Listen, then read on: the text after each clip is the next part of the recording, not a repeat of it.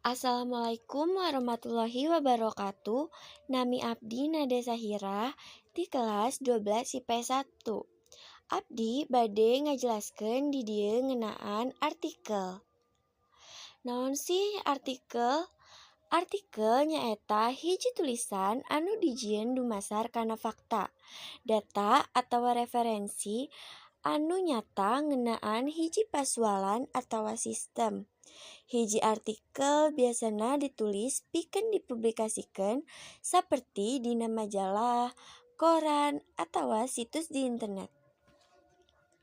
Unggal jenis artikel boga struktur beda, tapi secara umum struktur artikel nuduhkeun tilu bagian utama. Nyaeta bubuka masalah, runtuyan argumentasi, jeung wangeunaan deui. Sakurang-kurangna aya tilu rupa paragraf. Nyaeta paragraf bubuka, paragraf eusi, jeung paragraf panutup.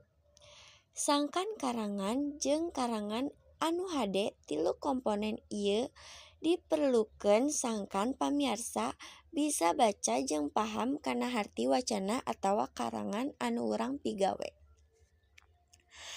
Sacara umum aya 5 jenis artikel anu urang palajari di sakola. Nyaeta artikel deskriptif, narasi, argumentasi, eksposisi, jeung persuasi. Artikel deskriptif nyaeta artikel anu ngagambarkeun hiji hal kaayaan atawa kajadian kanu maca.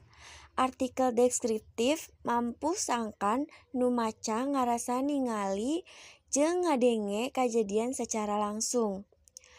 Artikel narasi nyaeta wangun wacana anu nyoba nyaritakeun hiji kajadian atawa kajadian sangkan saolah-olah nu maca ningali atawa ngalamaan eta kajadian sorangan. Artikel argumen asalna tina kecap pagawean, argue, basa Inggris, anu artina ngabuktikeun atawa nepikeun alesan jeung ngayakinkeun nu maca. Paragraf argumentasi miboga tujuan pikeun nepikeun pamadegan tinulis, konsepsi atawa pamadegan ka nu maca.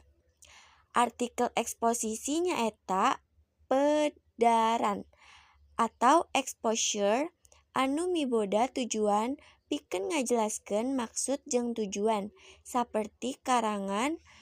Tujuan taksi eksposisi nyaeta minangka sarana pikeun mere informasi anu tangtu sangkan eces nambahan wawasan informasi pikeun nu maca.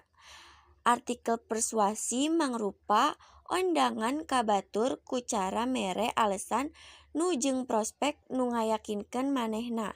Persuasi halus nyaitu nasehat persuasif nyaeta persuasif secara halus. Persuasi oge artina karangan anu tujuanna pikeun ngabuktikeun hiji pamadegan. Artikel aturan linguistik ngagunakeun kecap denotatif. Nyaeta kecap anu miboga harti nyata. Kecap teu boga harti lian atawa hartina digedekeun kawas kecap konotatif.